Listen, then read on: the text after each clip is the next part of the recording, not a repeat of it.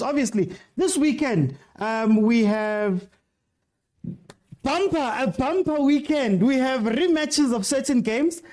Chiefs versus Mamelodi Sundowns again. You know, I saw my coach NTSEKI was mentioning Pep Lien. He was mentioning Man City. Yeah? He was showing you guys that it's not only RULANI who watches TV.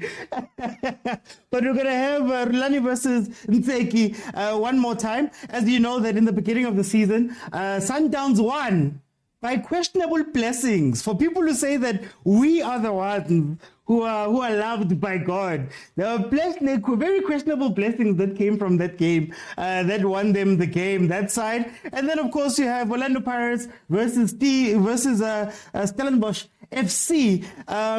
As you know, Stellenbosch was the first team to give Pirates a loss this season.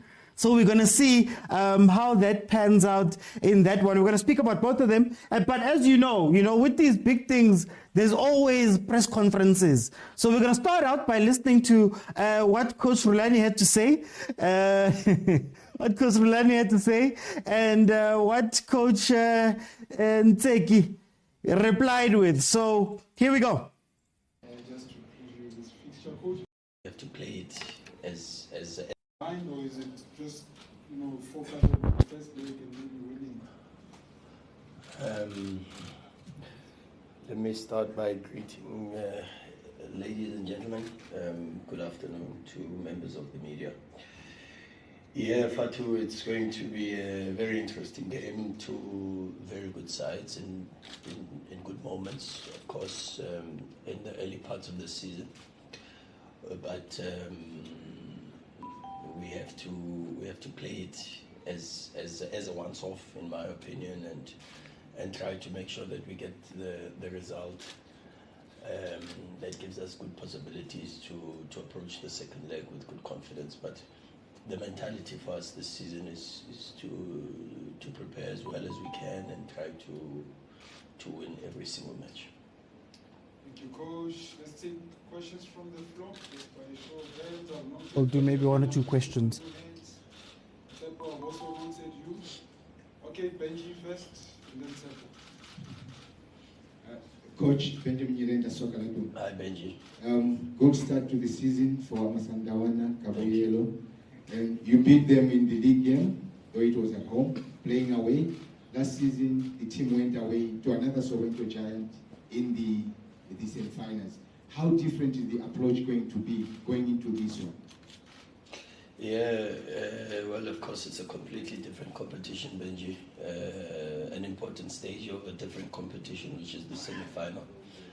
And because we want to do better than we did last season, it's important that we try to put ourselves in a different position with this competition in particular than we were last season. Thank you, Coach. Supersport, are you struggling with something or you're okay? Okay. Sepo? Okay, thanks, Coach. Sure, Sepo. Sepo from ENC. I don't know how you look at it in terms of first leg, second leg, especially the first leg away. Yeah. Even last season, of course, last season was but the first leg semi-final was away. Yeah. Is it sort of like an advantage, disadvantage? How do you look at that aspect? Thanks. Well, look, it's so much of our experiences in two-legged affairs tells us a lot of what happens in the second leg is of course determined by what happens in the first leg, regardless of whether it's home or away.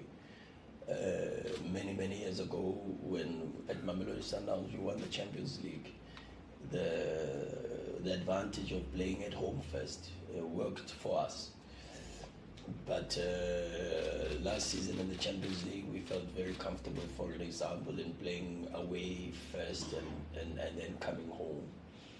And many examples come to that effect.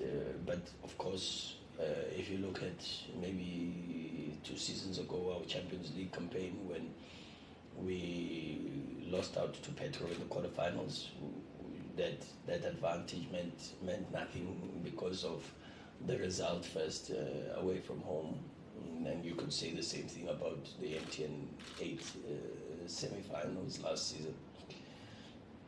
and maybe even the semi-finals of the Champions League against Wydad last season. So a lot of how we approach the second leg, a lot of what we do in the return fixture at home, of course, is determined by a lot of factors. And in hindsight, when you look at the result, for an example, the Wydad result away from home in the Champions League, for an example, with a 0-0 scoreline, you are quite happy because of some of the preceding events during the 90 minutes, and being one man short for almost the entire second half. In fact, for the entire second half and a couple of more minutes of the first half, to take a 0-0, we felt we were very comfortable. But of course, then you give yourself a situation where you've got to deal with the possibilities of the opposition scoring an away goal that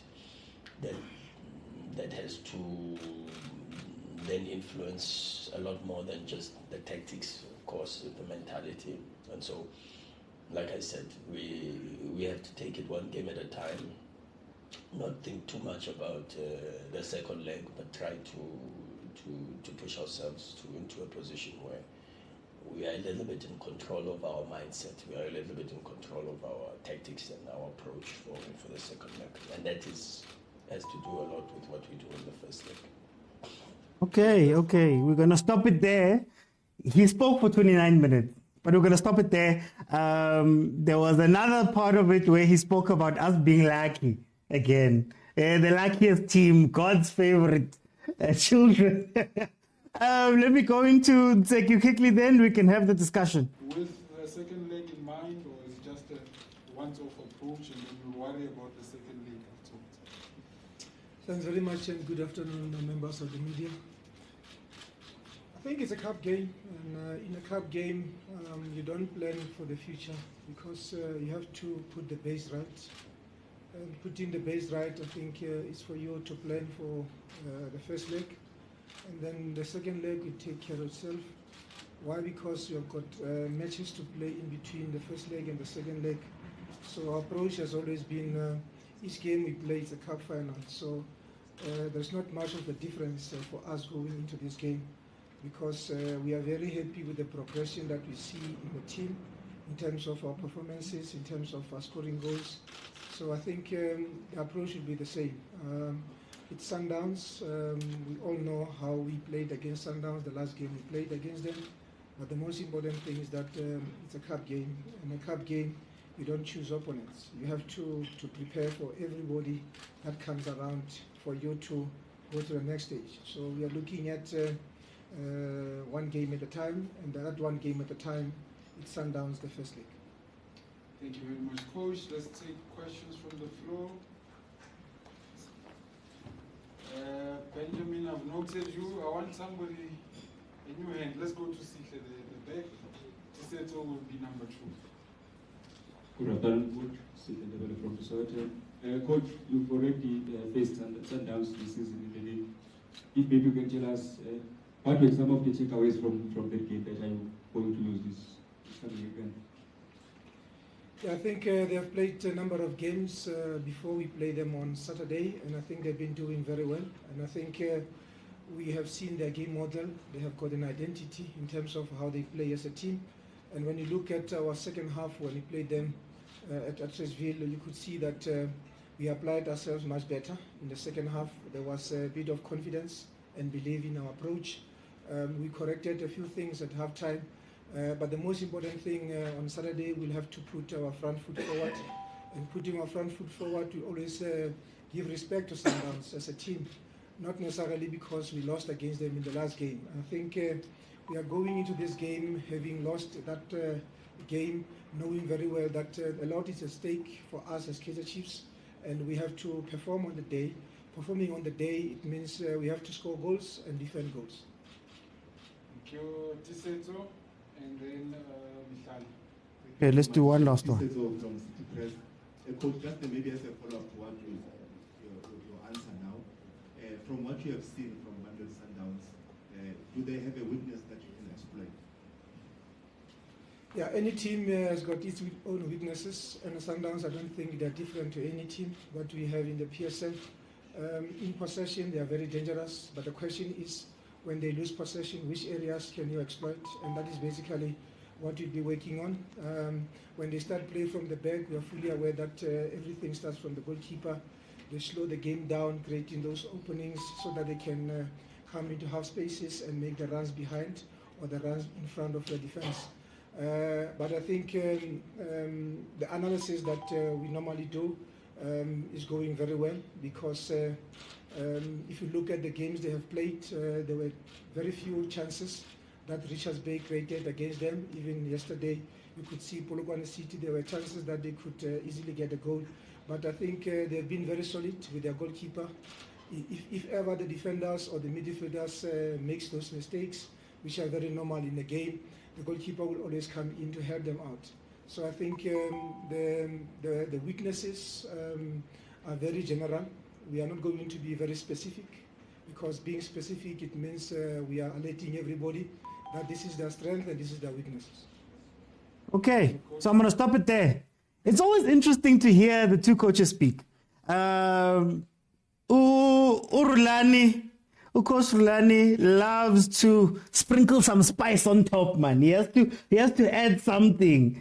And then you find NTSEKI sounds like he's just telling you what happened in the game. Coach, what did you see? Well, they went down the left 3 times. They crossed twice. We saved 2 balls, and then he keeps quiet. So it's very interesting to see the two approaches to how you do these press conferences from the two coaches. Very, very interesting. We heard there from King, God's favorite team, Jesus' favorite team, NTSEKI, and they're from RULANI. I'm going to open it up, since today we've got a lot to get through. So what's going to happen is that right now, guys, if you're on Facebook and you're wondering how do you jump on and add your voice to the show, you need to be following me on TikTok and join me live when I'm on TikTok. And then when I tell you that the multi-guest is open, as it is now, you'll see at the bottom of your screen, a button will appear that says multi-guest. Then you can click on that button and request in order to jump in. So I'm gonna give it a second. And then we can head forward. In that time, let me just read some of these comments here. Oh, Hugo Boss. Hugo Boss. That's my coach playing mind games. If you listen to Pitso, sometimes you'll understand. And he was told to say that, oh, knock, abuti kutso round, Agnanja, please. Pirates fans outside. Okay, so let me start off. I'm going to do 2 panels for each of the matches. So I'm going to start off with a panel. Then I'm going to go into, I'm going to ask the first panel 3 questions. And then I'm going to ask the second panel 3 questions. Then we're going to go into, the next match. Agent 007, Mamelodi Sundowns fan. Welcome to the show, my brother. How are you doing? Kabuyelo. Makosi for life. What's the Kabuyelo mo? I am good, man. Long week, man. It has been a hell of a week. So tell me, what are your general thoughts about the match for tomorrow? Anxious. A bit anxious. Because, I mean, it could work. It could go both ways. Chiefs, maybe sometimes, you know, when you give a dead animal that bit of hope, when it rises up like a rising phoenix, you know. And if it goes bad, you know, I would love to see the pain, because I mean, like I mentioned yesterday, the Hope Rat experiment, you know, we would have had more. So I'm interested, and like when Apollo was saying, and I keep saying, guys, NTSEKI is a very, very, very good coach, you know, not an excellent coach, but he's a very good coach. He knows how to analyze the game, and I'm sure he has analyzed that last game against Sundowns, you know. Okay. And for once, yes, we benefited and every game, but still we're gonna win either way. Wait. Not benefit. You were lucky. just say. That's the word. You were lucky. like Chiefs is a luckiest team. You know that. You know, luck is not our thing. They're historically lucky people. You know, But so yeah, I'm excited for the game though. I'm very excited for the game. Yeah. Okay. I'm gonna come back. You know how we do. Malume Kutso, welcome to the show, my brother. How are you doing? How are you, Mr.? No, I'm okay, my brother. I'm okay. I'm excited for tomorrow. What are your general thoughts about what's gonna happen tomorrow? I think Chiefs has the upper hand for me. Okay. They're one of only two teams who have actually registered a goal against Sundowns this season. And actually, the only team that Sundowns did not steamroll. Yes, both teams were still finding their feet. But Chiefs, if you look at the past games, they've been preparing for a Sundowns game. Not necessarily for Sundowns, but for a Sundowns-like game. A game where the opponent will have the ball and Umodi, Potsane, and Patrice will be expected to come magic. Okay. So they are well prepared for that. And if Sundowns is not careful, it might be bad because this time they have 4 players to deal with. Umodi has found his scoring form, and we know how players are. Once you start winning, then you start seeing the fancy stuff come out. That real player confidence will be. But of course, then there's also Rivero, and Tembazwane, and Allende, and Neomayema, and the Chiefs defense has to be worried about. But for me, how I'm looking at it, I'm just looking at the defenses and downs that has been largely untested the entire season against a team that attacks while defending deep. So for me, the focus is for Chiefs. Okay. Bold, I'm willing to put 2,000. Anyone who's challenging me here. Guys, don't turn this into a betting platform, man. Sorry. Let's commenting, guys. Let me go to Toriso. Toriso, welcome to the show, my brother. How are you doing? I'm good, Mr. OT. How are you? And how's the penalty? Listen, I don't know about you guys. Me, I'm excited for tomorrow. What are your general thoughts about what's going to happen in this match? Okay, first I'm going to speak on the side of Kaizer Chiefs, because now I'm not a fan of Kaizer Chiefs. I'm a Kaizer Chiefs lover. Yeah. So I understand what NTSEKI is doing with Kaizer Chiefs. Yes, it might not be the fans' favorite type of football. But you have to understand when you are coming up against teams, and whereas the team is over the past few years has been struggling to get trophies. So the first few games, yes, I was disappointed, but I learned to understand what he's trying to do with the team, because he's first trying to establish a solid defense. Going forward, we're not so. I don't think he was focusing too much on the first few games on attacking wise, but he was more on the trying to solidify the defense first. So I think in terms of tomorrow's game, we will see roughly basically the same tactic that he used in the first game against Sundowns, where he's gonna sit back, because a lot of teams don't realize that when you play Sundowns, you need to play a middle to low block when you play against Sundowns, because if you try to press them from high, you're gonna open up spaces and they will destroy you. So I think what NTSEKI will do is he will give Rowan Williams, Bumvala, Wokekana, or whoever will be playing at the back their time and space on the ball. What he's not going to do is he's not going to allow those players that we say are dangerous at Sundowns to have their time and space.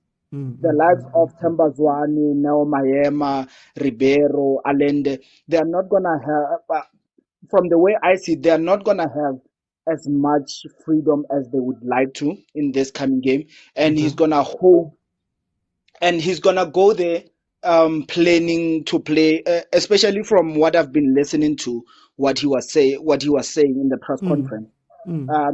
He's basically looking to hurt Sundowns with speed and accurate passing.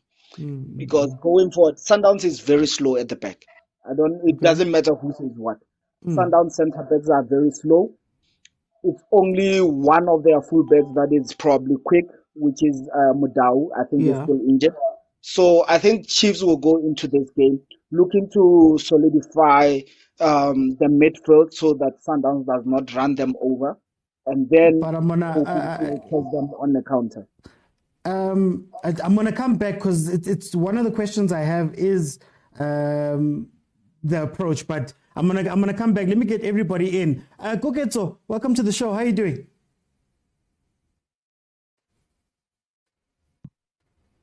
How are you? No, I'm good, and you, my brother. I'm good. Firstly, what do you support? I'm a Sandawana. You're a Sandawana. Hey, there's two of you. Hey, my Sandawana. But it's fine. What are your general thoughts about what's going to happen tomorrow? I'm thinking tomorrow is going to be an interesting game. Why I'm saying so is because of Chiefs come from 2 wins in a row, so their confidence is high now. So they're thinking, okay, yeah, we can do it, guys, And then, but then on the other hand, my question is, were there 2 wins convincing? Like, did they play well? Or the opponents got the chances, but they did not utilize them. Then Chiefs got their chances and utilized them. Going against the quality of Sundowns, will they let their chances? I don't know. But I don't think Sundowns will make those mistakes of letting their chances go. And then the other thing is, if... Hey, network. I'm asking myself the same way he approached leaking, or maybe he will now go for pound to pound, which I don't think he will do that. I don't think he will go pound for pound. So, but overall, it's gonna be a great game. But then I think Sundowns will win 2-0. Okay. Hey, you jumped the gun with the predictions, but it's fine. I'm here. Let me go back to Agent 007. Agent 007. Now, I want to speak about Chiefs. This is now round 2, and Chiefs in the first match may feel as though they were a little bit hard done by. They came in, they defended, they scored versus you guys, but also it was an offside goal, and then Peterson made that mistake. Now that we've won these 2 games in a row as Kaizer Chiefs, how should NTSEKI be feeling? Should he be confident about this game that he's going to play versus Sundowns? Yeah, I think the mistake that he can make is to go into the game with confidence. Okay. I think, I think the confidence that he has, or that people have, like, with the coach, is very dangerous, Sundowns underdogs, what. But anyways, let me go to coach and take. I think he shouldn't be confident. I don't want to say we were confident, but just confident. I want him to be cautious as he was in the first game, and sit back. And I hear you guys are saying Upotsani and others, like they called him PMD, has his mojo back. So be cautious. Don't say I'm going to play Sundowns the way I played Sundowns last 30 minutes. That would be dangerous. I know Chiefs would want them to play like they played Sundowns in the last 30 minutes of our game, but don't do that. Just stay in the game. You are home, it doesn't matter. The key thing is either we win or we draw, or if we lose, let the time not be over. Because you lose by 2-0, 3-0, it becomes difficult. I mean, Chiefs is a good team. I'm sure they can overturn a 1-0 loss or a 2-1 loss. The only thing is stay in the game for as long as you can. And it would be interesting because Sundowns can't, from what I've seen, they can't play for 90 minutes. They're not, I don't know, because they've been playing for 60 minutes for all the games. It would be interesting if Chiefs can be in the game for as long as they can until the 60th minute and then push Sundowns. Because Sundowns is not yet acclimatized to play for 90 minutes. So it's the same approach. Stay in the game, and I'll still put Usaile on the bench, and then at around the 60th time when I'm now starting to attack, I put Usaile in, and then you have Patrice and Saile on Umvala and AB, because I'm sure AB is gonna play tomorrow. So still the same tactics for me. Just be cautious, stay in the game, then hit Sundowns on a counter attack. And I think the mistake that you guys made was maybe say to Dupree, don't change flanks. Stay on EB. Like when you get the ball, go to EB. When you get the ball, go to EB. That would make AB to stop overlapping, and because he's slow, he's gonna commit a lot of fouls. And that's where you guys can get a red card from there, baby. Let me go to Malumekuzo. That first game we played was a loss for Chiefs, but it was a lot closer. When you look at it, then it was meant to be. And now we've gotten the 2 games, we've gotten 2 wins on the trot, 6 points in the bag. How should NTSEKI be feeling confident going into this match versus Sundowns? You should definitely be confident, not with the 2-1 result, but just his team coming together. Okay. Because what he went through for that first game, Sundowns was also going through. They had not gelled as yet. So the first game, you can't read much into it, because since that game, Sundowns has steamrolled through every team. They look like Sundowns. I think towards the game, we're all questioning, where's Sundowns? They're not fluid, but lately, they look like Sundowns. But how much is the 2 legs going to play into it? Because in as much as we're going to say maybe we want them to be composed, we want them to defend a little bit, we want them to transition, you still have to go play at Atteridgeville. So maybe you need to take as much as you can from the FNB match, so that when you go to masterpieces, it's not, quote unquote a bloodbath or a tougher match. Well, if we're being honest, right, when it comes to SA football, I don't know if everyone sees it like me. When it comes to SA football, Chiefs and Pirates in these 2-legged matches actually don't benefit much from home games. That's where the risk is, because that's where if you score, then you'd have that advantage against them. But when it comes to support and everything, it's always home game. Pirates has how many home games? They have 28 home games and 2 away games, and that's against Chiefs. Chiefs has 30 home games in the PSL, just counting the PSL. So they will be cautious to say, you know what, let's just not. Can people hear me, or is it bad? I want to check as well. I can hear you. Maybe just go a little bit louder. Okay. Is it better? Hey, on my side, I can hear you. I'm not sure about the other guys. Maybe in the comments, guys, can you hear him? Yeah, there we go. Okay. So basically what I'm saying is Chiefs will definitely be cautious, so that Baskabale issue the away goals. Because if Sundowns gets 2 goals, I don't see Chiefs getting 2 goals in Atteridgeville. You understand? So there the Chiefs has to think about that. But in terms of the support, hostilities, that's not a worry for Chiefs at all. But what Chiefs has also in their advantage is that Sundowns has only played Ama first half, besides against Golden Arrows or something. But most of their games, they've wrapped up Ama games in the first half. Whereas Chiefs have been even better at the second half. That can also be reflected in the Sundowns, where they scored late in the second half, where they found the second gear in the second half. So that on its own can be a problem. If Sundowns don't get that early goal, and Chiefs have to guard against that early goal, they have to be cautious, they have to be extremely observant at the movements. It's a fun, it's a Sundowns where you don't know who's at the sharp end of the stick. Is it Rivero? Is it Timbers one? They have to be careful of that. Okay. Toriso, should Chiefs be confident going into this game with the 6 points they've collected? They've beaten a tough Stellenbosch team as one of the teams we've won against. Should they go into this game a little bit confident? With confidence, yes. but confidence, not too overconfident. Let me put it that way.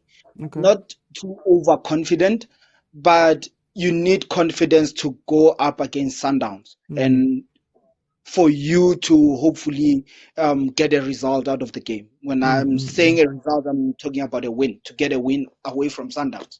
Because the reason I'm saying that is that Chiefs should go there with confidence, but also with caution.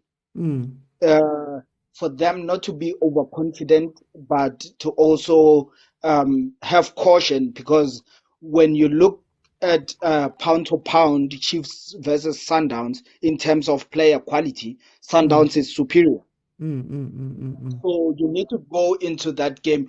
I'm not sure if people can remember how Klopp played against Pep when Liverpool won the league. He knew that Pep has a superior quality on the pitch than Liverpool. So yes, I know that, but I have confidence in my players. My players have confidence in themselves. So you need that confidence that, you know what, yes, they're going to have the majority of the ball, but the moment we have the ball, we need to make good use of it. So to have confidence, it's good to have confidence and to have that you can't take me down mentality going into the game.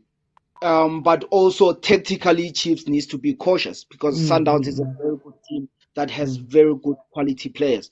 Whether they decide to play on a fast breaking counter pressing, they are very good. They are very good. They are well drilled at all those things. So Chiefs needs to be cautious. And one other thing I would like NTSEKI to take away in this coming game is that slow build up for Kaizer Chiefs at the back. It's very, very dangerous. You cannot do that against Mamelodi Sundowns at any given day. We did it against Stellenbosch. We lost the ball 4 or 5 times in the first half, and just near our box. Unfortunately, Stellenbosch wasn't composed enough, or wasn't good enough, or didn't have as much quality as Sundowns has to punish Chiefs. But he cannot do that. He cannot do that. They need to be. They can build up, but build up while being safe. The moment the pressure becomes too much, lob the ball. Let us play behind the Sundowns defense, because what Sundowns is doing is they press. When they press, they press. Meaning they press as a team from the back going forward. You find Rowan Williams playing as a sweeper. So that should work on Chiefs' advantage, saying that when someone starts to press, we need to play the long balls behind their defense wide towards Ashley Dupree, towards maybe in the second half towards Christian Saile. Then we will be able to cause some problems and perhaps pin their back 3 or back 4 a little bit back. Then we'll have space for those, or for Mutanzani or whoever to try and find those passes behind the lines. But apart from that, kids should not be overconfident. Guys, please tap the screen, guys. Let me get some likes. How? Yeah, Miko 3.5, guys. Let's try for 10,000 likes at this time. Koketso, should Kaizer Chiefs, God's favorite team, be confident going into this game? God's favorite team. Yeah, I think they should have confidence, because Chiefs is a big team. Like, Chiefs is a big team. They need to have that confidence going into this game. Plus, like I said, especially that they've won their last recent 2 games, So the confidence, obviously, in the camp is high. But also, I agree with Toriso that they shouldn't be too confident, because of they're up against a quality side, which is Mamelodi Sundowns, And then the other thing is that even if like they are confident, they should be cautious. But also being cautious requires you to have patience when you play against Sundowns, because of Sundowns, no matter what, they'll have the ball. Like the position will be on their side. So the movement in Kaizer Chiefs team should be like top class. They should have that discipline in their movement.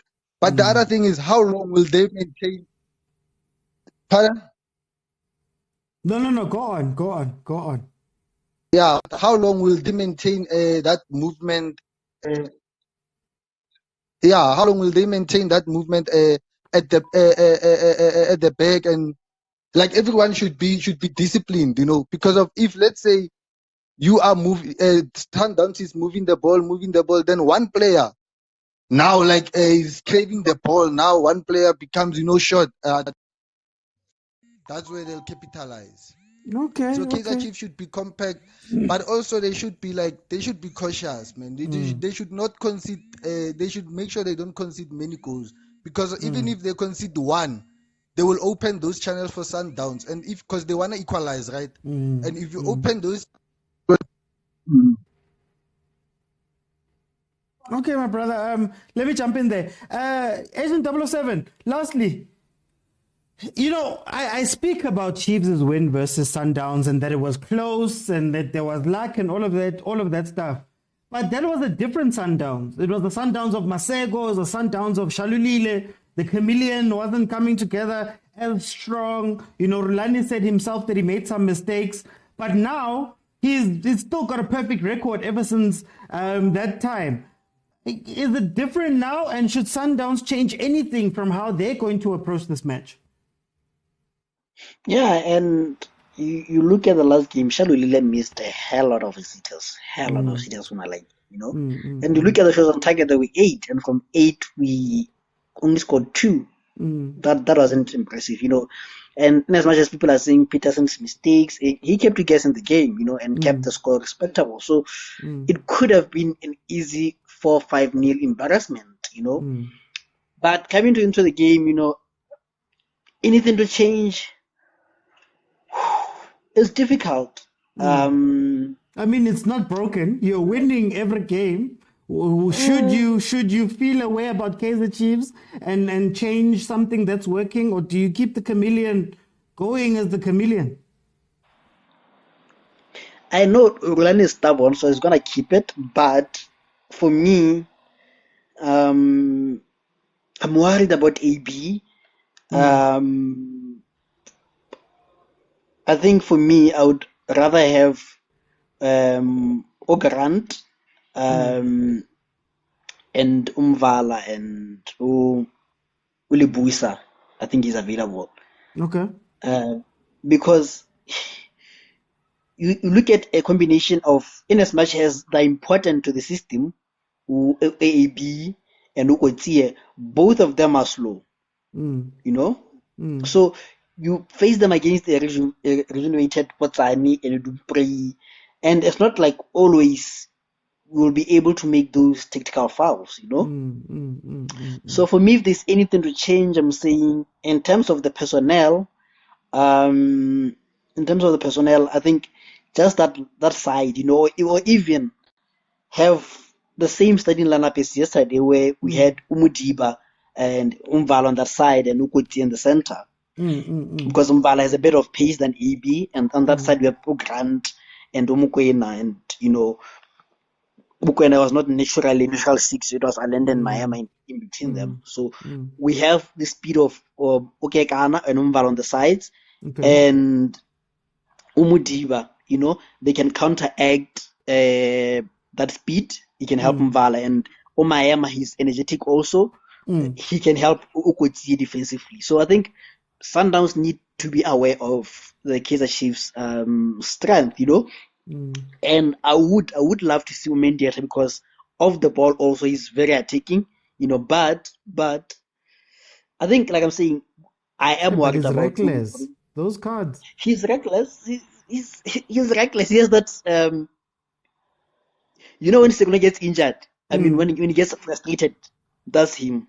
That's a frustrated Sereno, So I think maybe it's just in that culture, but I think we will need that aggressiveness, If you have to play AB, I would rather have Mendieta helping AB on that line. But preferably, I would think AB should sit this one out. We will see you guys in a Trashville, and we need to keep a clean sheet that side. So yeah, I'm confident. I think I like the way the chameleon is working. I think I'm starting to like it more than the diamond. But the problem is the foul count, and when you lose the ball, we are prone to attacks. That's one thing that which I wish they could find a way of winning the ball without fouling. You know, I don't know if you get me. You know, like for us to win the ball, we must foul. You know, so yeah. But otherwise, I see a solid 2-0, 3-0. Okay. Hey. Very good. I should have said a tough, labored 2-3-0 against the strong, lucky Chiefs. Against the strong Chiefs. Hey, so let's talk about Sundowns. Should Sundowns change anything at this point? They've won all their games. They've got 0 losses. They've walked most of their games. By the time 60 minutes hits, they're done. They've gotten over the jitters of the beginning of the season that maybe Chiefs would feel a little bit more confident about. Should RULANI change anything? I think he'll be tempted because if my memory serves me right, Ukranke Kana blamed off the field. And then they are only left Komphela. Komphela was an answer to Usaleng. So now you are presented with the Chiefs that somewhat, and please can't misinterpret, it comes with 3 Salengs, and there is 3 speedy attackers who go for goal, and that's in the fashion of Opule Modi, that's in the fashion of Patrice. And the biggest headache right now for Sundowns as well as the Chiefs, that is Umkongi. Now what's Umkongi's name? Saleh. So I think Chiefs do not know whether they should start him, and Sundowns is worried with, is this guy going to start or is he coming in the second half? So if Kranke Kana is not available, then you have that pace Chiefs, then Chiefs will be in trouble. So he'll need to pick deep and see who can respond to pace Chiefs. Another thing is that unlike other teams, right, who rely on midfielders to spray those passes, and which is where Sundowns gets to foul. With Chiefs, that boy Mosimane can hit a long diagonal instead to the attackers. So if outside not work as much, and I know you asked me specifically about Sundowns, but I'm sure there's also a conversation in the Chiefs change room with it. Does the triangle face down or does it face up?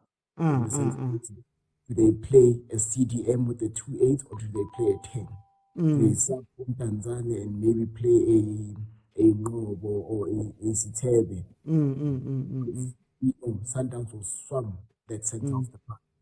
Just the 2 of them will not be enough. So they might need to just bring in Unjabulo Ngobo to come in as a CDM.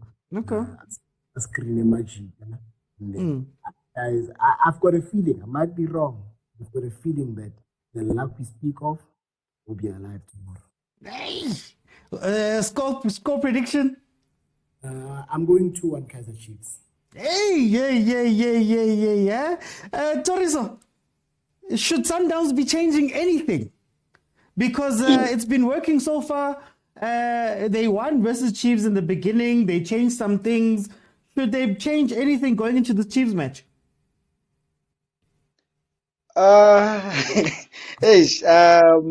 Okay, so first I will say that I don't think that change is a necessity for them. I think if there will be a change, it should be on a different approach after they have analyzed the Chiefs games and they have identified various weaknesses in the Chiefs game. Change perhaps can be personnel, but in terms of how of the tactics, I think they should be minimal. The only thing that I think Sundowns would be able to do to contain Kaizer Chiefs, especially on the transition phases, would be playing who's this? Aubrey Mudiba, but he should also be on the left back rather than that guy from, is it Morocco? Butol, yeah, AB. Yeah, AB. Rather than playing him, they can play Aubrey Mudiba, because then Aubrey Mudiba can come in, but he also needs to be very disciplined and not just further forward whenever and wherever, because they will have possession of the ball, but he just needs to be disciplined enough to be able to cover those guys at the back, or to have enough numbers at the back, because from the analysis that I've seen, when Chiefs immediately gets the ball, they transition quickly into attack. Okay. Which might be a problem for Sundowns, who are used to always having possession of the ball, and they are relying on the counter press. But what happens when teams eventually get out of the counter press? They are left vulnerable. We've seen it with Orlando Pirates last season. They have exposed them in that regard. So I think RULANI might just be a little bit smarter there and have his back three or back four, or perhaps have, if Mudiba ventures forward, at least have Mokwena to fill in as the center back and move your center back out wide, and just ensure that Chiefs does not get enough space behind them. And I think that is the only tactic that I think RULANI can change, not needs to change it, but he can change that, just to ensure that he tries to minimize the damage that Chiefs can cause. Okay. And your score prediction? My score prediction is 1-1 90 minutes. 1-1 90 minutes. Okay. Conservative, I like it. Koketso, tell me, should Sundowns be changing anything going into this match, or should they just carry on playing exactly how they've been playing? They've been winning all their matches up to this point. According to me, I think Sundowns must not change anything because of it's been working for them, especially recently now, getting the results. But knowing who Coach RULANI, that guy is too, like the technical too much, so he might just jinx some schemes around. But then the worry like he should have should be Isaac Lara Dupreez, because of remember like the game when they played Kaizer Chiefs, Dupreez was causing trouble to Abdel Monemo, who's that guy, AB, because AB is slow. I think he even got a yellow card. Yeah, he's slow. So Dupreez was going on his side. So right now, like they should get, if RULANI is gonna play AB on the left side, he should get someone to assist him. Like he should change the formation to suit someone to go and assist to AB when Kaizer Chiefs are trying to play on that transition side la Dupreez, because that's how they're gonna play. Obviously, they're gonna play with the speed up front. So the only worry he should have should be the speed up front, Saka Kaizer Chiefs, But besides that, and the other thing is that now they don't have a natural striker because of Sundowns. Natural strikers are all injured. They've been playing without a natural striker all these games. So, but coming against Kaizer Chiefs, I don't know how he will play it, or will he play the attacking, the game against Polokwane City, RULANI played, I think, 7-6 or attacking players up front. No. So I don't know now if he will network happy. No, it's okay. Like they are coming alright, they are getting their rhythm, their momentum. So I don't think he should.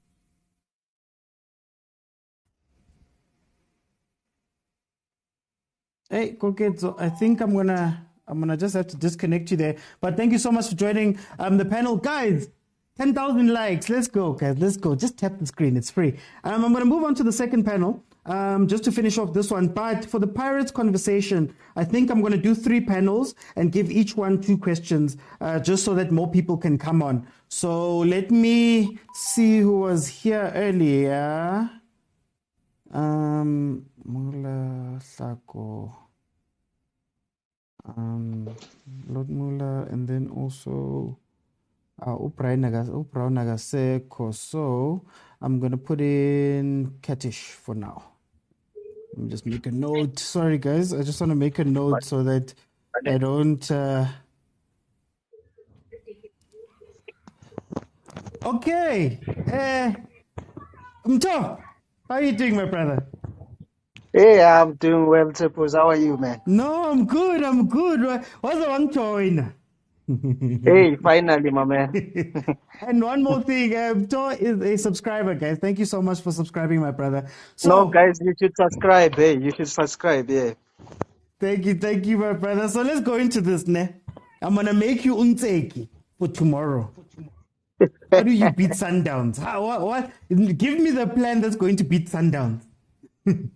For me, it's really simple. Against Sundowns, I've seen Pirates do it. I've seen Stellenbosch do it. They are very slow at the back. You play with pacey players, and then you've got a chance. So you need to put your fastest players, your Dupree, your who's this guy, Saile. You know, all your pacey players must play. Because Sundowns can't deal with fast players. I've seen Stellenbosch beat Sundowns. I've seen Pirates beat Sundowns with the same tactics. So obviously Sundowns are gonna be in possession of the ball for most of the match. So the only outlet for Chiefs for me is to go with a pace at. And I think one point that everybody keeps forgetting is that it's a cup game. So you can't be conservative in a cup game. You have to go for it. You have to go for it. So for me, it's about having those pacey attacking players and then try to go for it. And then we'll see. Yeah. Okay. Shako, welcome to the show, my brother. How are you doing? I'm good, and you? No, I'm okay, my guy. What do you support? I know Mto is a Chiefs fan. What do you support? Kaizer Chiefs. Kaizer Chiefs, it's good. No, I need more of you. I had to do Sundowns, man. I had to do Sundowns. Yeah, we here. You're in NTSEKI's head. You're the coach for tomorrow. Give me the plan to beat Sundowns. The plan to beat Sundowns? Yeah, if you were in charge.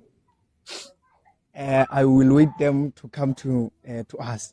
Okay. Then we try to do long balls like Dubriez space, Modi, like that guy this side PDM, Motaung, their speed up front. Yes, like we have to have Mudu in the middle of the field so that he can go straight to them. Okay. Yeah, so that we can punish them. Sometimes it's easy when you have the people that can play football, that can play. So you see, like even someone who can carry a ball and go to them. So we don't have a player that carry a ball and just pass like Tanzania. Like you pass and you almost pass opponent. Sometimes it's very tough. Marangati, you're speaking about the helicopter here. It's not helicopter. It's just sometimes you can't play tiki-taka football with Sundowns. You'll never. I will never. You have to wait them, calm, and just counter-press them like the goal that we scored at Lucas Moroka. You see it? It's the same. We will get them like that. If you want to toe-to-toe with them, you will never get them. Okay. Let me bring in Lord Mula. Lord Mula, welcome to the show. How are you doing, my brother? I'm good, I'm good, and how are you? No, listen, I'm excited. I don't know about other people. So tell me, you are in charge of Chiefs for tomorrow. What plan would you use to beat Sundowns? Overload the midfield. Okay. Overload the midfield. Dupree is on the right. The new striker in the midfield. Modi on the left. Okay. Shabalala. Who's this? Tanzani, Castillo, Mart. 3 at the back. Okay. Why? Because we can't make Kaizer. I'm a Kaizer Chiefs supporter. I'm a die-hard Kaizer Chiefs fan. Die-hard. You know when they say die-hard? Yeah, that's me. Yeah. So we can't make simple 10 touches. 10 touches a lot. You can't make simple 5 touch. So we cannot be playing from the back. So we'd rather overload. We'd rather play forward passes like in the middle so that we get the second ball. You know, because Sundowns play tiki-taka football and we can't match them on that. Why? Because we can't make 5 touches. So overload the midfield. Allende, make sure he's closed. Zwane, make sure he's closed. You know, everyone in the midfield, make it a 50-50 challenge. Don't give them space. That's how we play Sundowns. Would you go zonal in the midfield, or are you going man marking? Man marking. I'd go man marking. So you see, if you run with Zwane and Allende, you make sure they don't get the ball. Sundowns is off. Because those are the 2 people that make Sundowns tick. Correct me if I'm wrong. Allende makes Sundowns tick. Zwane makes Sundowns tick. And then the rest, they just cherry on top. You know. But if you close those 2, look at the game we had with Sundowns, our first game. Zwane was off. They even took him out. He was off. So you make sure you take Allende and Zwane off. Hence, I'm saying you overload the midfield. You make sure they don't get the balls. And then you play long balls for Christian Sai, who's this? Duplessis and Pulemodi. Both of those people, they have pace. They have pace, they can run. You know, we can make things happen. But if we were to play tiki-taka, you're not going to match them. No, I hear, my brother. Let me bring in Catch's coach. Coach, you've got coach in your name. So I want you to step into coaching Kaizer Chiefs. How do we beat Sundowns tomorrow? Firstly, what do you support? Wait, before I say we. Katish? Heaven. We'll come back to Katish. I'm going to give you then an easy job. You are RULANI. What's your plan for Chiefs? You know, Sundowns is on autopilot, man. So that's the thing. You can't really plan against Sundowns properly because I think they've got quite a lot of good players. Let's be honest. So for him, really, I think the one thing that he should be mindful of is that his players can be complacent as well, because when you win a lot, it's easy for that to kick in. So I think the fact that he doesn't have his main strikers available for him, it's something that he should be worried about, because central defenders at Chiefs are very good. So I would be more concerned about exploiting the weaknesses at Chiefs, which is the wing back, the fullbacks at Chiefs are weak. Hlanti, I don't know how many crosses come in from his side. So if you can just deal with that, he's done. He's done. I mean, which is the strongest parts is the central defense and the central midfielders. Other than that, I don't see any other that are really that good. So you see, RULANI's job is really easy tomorrow. He just needs to tell his players to exploit all of those weaknesses. That's it. Because honestly, Sundowns is already there in terms of the style that he wants to play. Chiefs is not there. So yeah.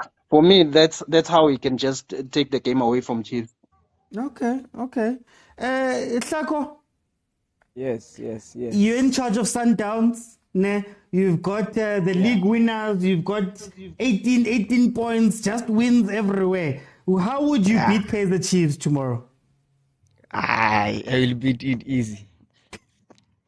Easy. 30 side. I'm already sure Tanti will play left back because they rest him last because they were scared to get him suspension. So Tanti, N1. N1, side I'm going to see a problem. That's Sundowns. If I'm a coach of Sundowns, I will let them go to Tanti. Make him do many mistakes. So, and then you know more than likely it's going to be Yusuf Mart, it's going to be Castillo. Devil Zwane, I was Zwane. Zwane speed and he think like De Bruyne. If he have a ball, he will switch and like the legs of Tobin Vala, like he can drop in the midfield like they are playing like a 3 at the back. You see? Yeah. Like they're gonna play it Alente. Ubrimudiva. Sundowns. I can't coach that team. I just give them the ball. Just play. Just play. I will give them ball. Just play, guys. No. I can't coach that team. No, Because already, I will give them the ball. Just go and play and win the game. Easy opponent Chiefs. Like we always see this. They wait the team to come to them. So if you have a team like Sundowns that play tiki-taka football, it's easy to break a defense. It's easy. It's easy. You will see. We will not have shot on target. Chiefs will never have shot on target. Just like that. Yeah. No shot on target. Tomorrow. They are going to kill us. I'm very, very scared. Okay. At least you're honest, brother. Let me bring in Mula. You're in coaching, you're in RULANI's shoes, you've got that amazing team. Tell me, how do you take apart Kaizer Chiefs? I tell them to exploit Santi's side. Santi is too casual, way too casual. Way too casual. And if they exploit that side, then they will give us very huge problems. Hence I said earlier on, if I was to coach even Kaizer Chiefs, I would start with 3 at the back, 5 in the middle, 2 in front. You know, but knowing how Chiefs is going to be 4-3-3 or 4 whatever. But I would tell Sundowns to exploit Santi's side. That's the only side they can exploit. Back 4, Kaizer Chiefs, perfect. They're okay. They're good. Well, let me not say back 4. Let me say 3 of our back 4. I was gonna say, yeah. Let me say 3 of our back 4. They're perfect. Hence, I said I wish they could play 3-5-2. Because you know, if it's 3-5-2, it's either you talk to Mar and Castillo to go and defend, like add numbers at the back when Sundowns is attacking. You know, but if I was RULANI, I'd just tell them go overload Santi's side. That's a show in that side. Okay. Mto, I'm gonna come back to you just quickly. What's your prediction for the match? You know, it's a very optimistic prediction. So I'm hoping. Why are you qualifying? Don't. No, my man. You know, we're still trying to gel as a team, so we're not there yet. So, but I'm hoping for at least a 2-1 win for Kaizer Chiefs. Okay, 2-1 away goal. Yeah, honestly, we just don't have that fluidity yet. So we're still trying to play as a team. So yeah. Okay. For me, it's 2-1. Yeah. No, and thank you for joining me. Tako, what's your score prediction? 2-0. Mamelodi Sundowns 2. Moroka Kaizer Chiefs. Lord Mula, what's your prediction, my brother? A slender 1-0 win. A slender 1-0 win. 1-0 win. Yeah, very slender one. For Kaizer Chiefs. Yeah, for Kaizer Chiefs. I think Sundowns will have most of the chances, like 90% or 86 minutes of the game will be Sundowns' game. So we will just have one breakthrough. The one breakthrough that Sundowns will make a mistake on and then we score. I'd say Chiefs might win 1. Okay. No, thank you, guys. Thank you to the panel. Thank you for allowing us. Thank you. No stress, guys. Thank you for joining me. So thank you again for subscribing. Sharp.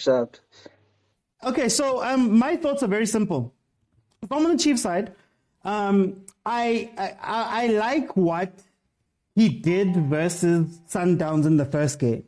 And essentially what they were doing was, you have your back 4, then you had Mart Castillo and Stebe. And all he did was, we're going to put these 3 in front of you and we're going to force you wide. But when we force you wide, one of the guys is going to go and help. So Frosler was pretty amazing in the match versus Masego. As one-dimensional as Masego was, he was very amazing. Why? Because Tebe came in as a secondary marker, if that makes sense, to try stop him from turning around. And I would do that primarily because I don't want the two guys in the middle to move. Chiefs has problems when these two,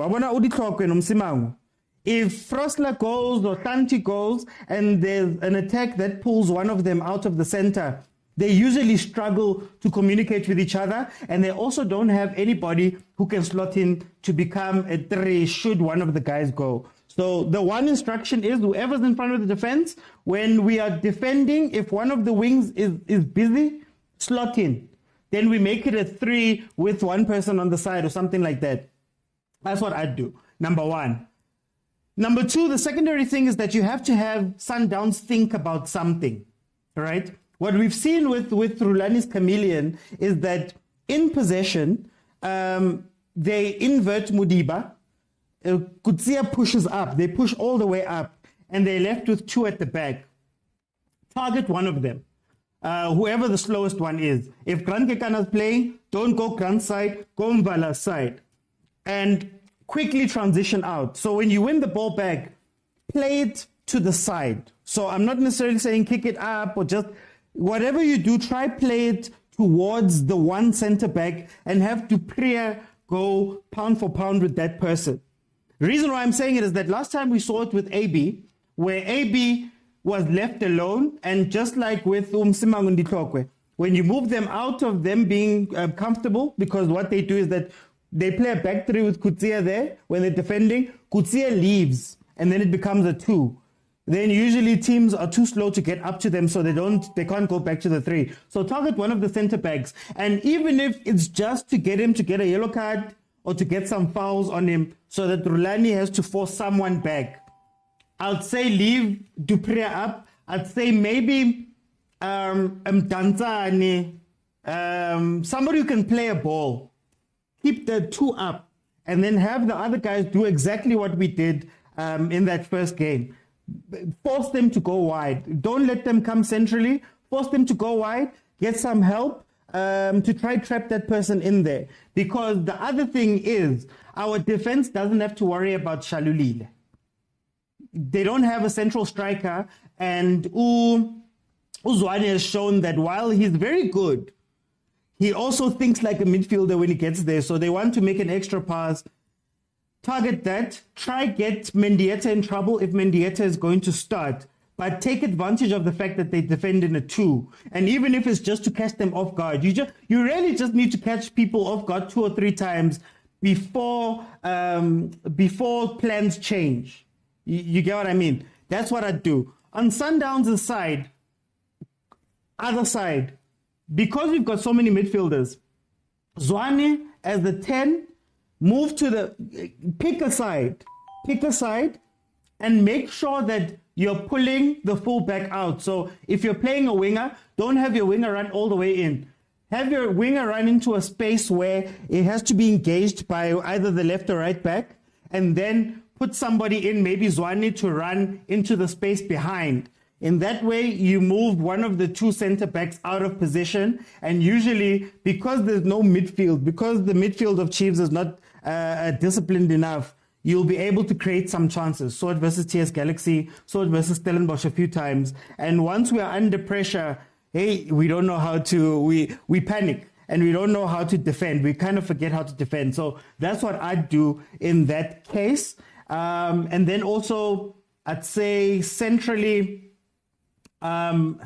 Chiefs defense tends to watch the ball, but also if you press them, they panic.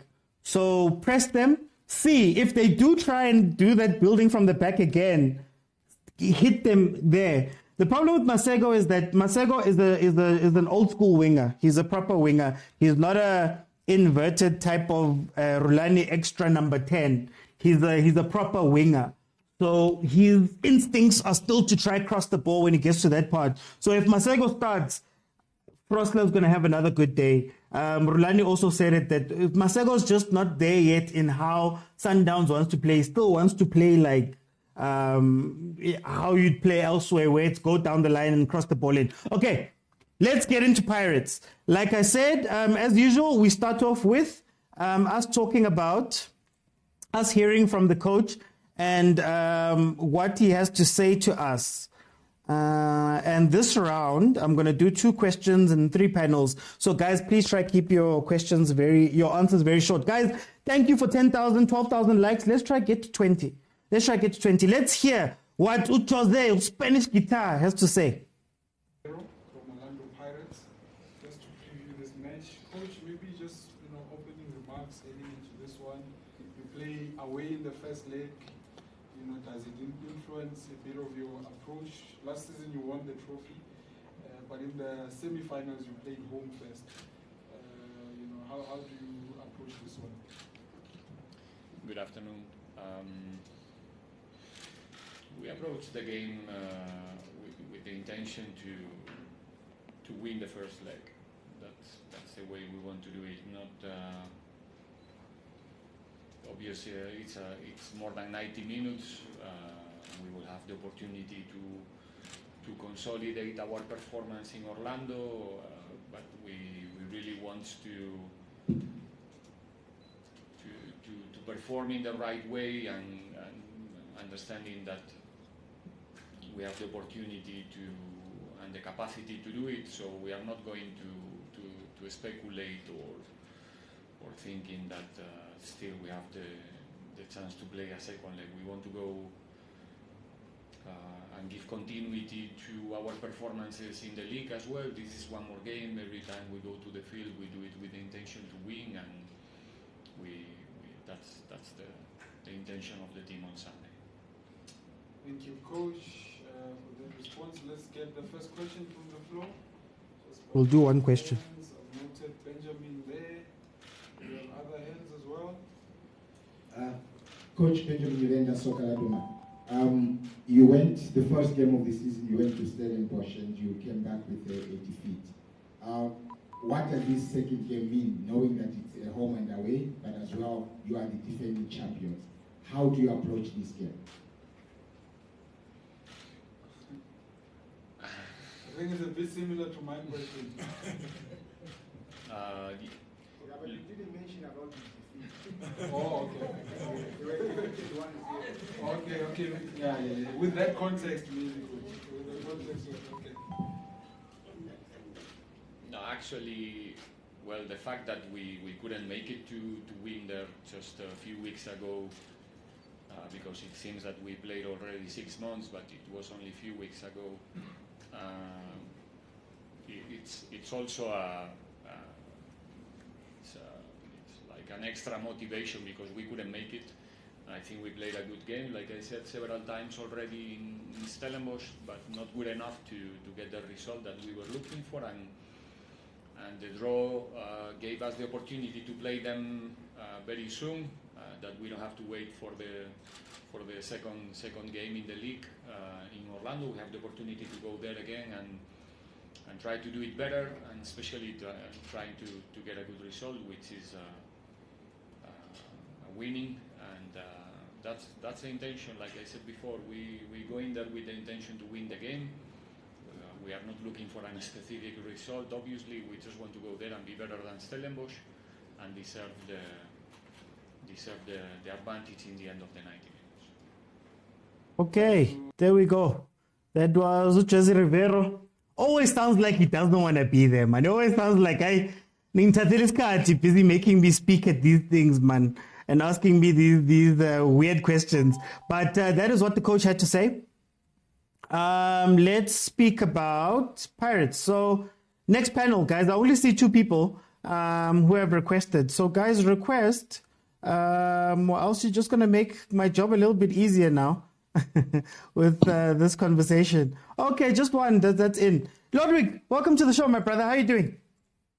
I'm good, and you, brother? How's it? No, I'm great. I'm great, my guy. I'm great. So, firstly, very quickly, what are your general thoughts about Stellenbosch versus Pirates Part 2? Knowing that Stellenbosch was able to beat Pirates the last time, it seems like Barker is very good at coming up with plans, barring now the schemes, in order to beat teams, and also that Pirates may have made some changes. What are your general thoughts? Yeah, it's very easy. It's just that as you saw the last time, Stellenbosch was very good. It's just that they didn't take their chances. If the only thing Steve Barker needs to make sure is that he tells the guys, you don't need to panic. Take your chances, convert your chances that you get, then you're over. Then unless if he changes the mindset and try another scheme like what you say. But if he's gonna go with the same guys, then I think he's gonna trouble Pirates. But I saw draw. I see draw on Sunday. Then maybe the next one Pirates can win one day. But it's gonna be very tough for Pirates because he saw what are the mistakes. He really maintained Pirates for the last time. It's just that the mistakes, the game of football will win by mistakes. Okay. Yes. All they need is just to capitalize and convert the chances they created. If you can see, Stellenbosch, they created better chances than Pirates. Pirates, they were depending too much on individual brilliance. Okay. Guys, please tap the screen, guys. Abut Napoleon, dumela le kae ka mo? Hey. O kae ka mo? Ke teng abuti ke sharp abuti nka utlwa wena. No, ke sharp. Mplele, what are your quick general thoughts about Stellenbosch le Pirates round 2? All I can say abuti kore akere first game ne santsane Pirates e setse ko bo metsi. So let's not give Kemang Barker credit. The last 2 games on etsalang ka wa tla botsa fela last 2 games. I'll be quick. Uno ntse etsalang ka SuperSport Mushapi. Yeah. Yeah, so Bafetu, please. First game, everyone now mapa Pirates ileka mo idikilente a winner Steve Barker. Everybody was convinced. So now it's a cup game. It's a cup game. If Stellenbosch setla wina ka money if kikenzela money pale. Hey. Ofi, wake diamond ofi. Hey man, I don't goalkeeper Bafetu. Msigana. Yeah. Msigana Bafetu papa. Papa, but otherwise I retlo wina but 2-0. Okay, we're going to win because okay, guys, seretse ba ke mang Reina sele. So we know definitely ka by 2. Without them kaka then I Stellenbosch ka kwala 3 or fedit ka bona. Okay. Yeah. Lungisani, welcome to the show. How are you doing? Hey man, I'm good. Yourself? No, I'm okay, my brother. I'm okay. Tell me, what are your general thoughts about this round 2 of Stellenbosch versus Pirates? I think we're gonna win the first night. I'm a Pirates fan, by the way. I think we're gonna win it. The reason why I'm saying that with the last time that we played Stellenbosch, we were playing in a rugby field, and then now we're gonna play it at Acton, which is an open field.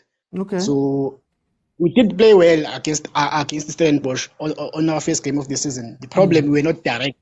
We're not direct. We're playing sideways, and we did that on the following game. And so far, I'm impressed. But my concern about us as Pirates, it's our back line without a ball. We are very pure without a ball. So we are only good when having a ball. When I say back line, I include our goalkeeper and Sbisi as well. They are not good without a ball. So we'll struggle on counter attack. But going forward, we will score. I believe in that we will score. And I think we're gonna win or draw. Okay. Malamukuto, first loss that you guys got this season came from Steve Barker. Will he be able to do it again? What's your thoughts? And I think it's the only loss, nah? I think, is it the only one? Yeah. Man, don't you have another random one? Christmas comes once a year. The other loss was a draw. The other loss was a draw against Cheaper United. But generally, that was the only mistake. And I just came in to echo what Olungisani said. Yeah. We are playing in a football field. We've seen them against SuperSport. We've seen. When the field is big, there are problems. When the field is a football field, they can't close all the spaces. But when you're playing at that inter-high field, then they look like they're all over the pitch. So in that regard, I mean, I'm gonna just winner. 3-0. I don't even see them getting on the score sheet. I'm giving it 3-0 to Orlando Pirates.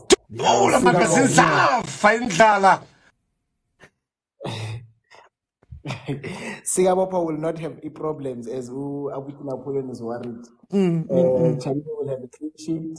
I'm giving it 3-0 Orlando Pirates. Okay.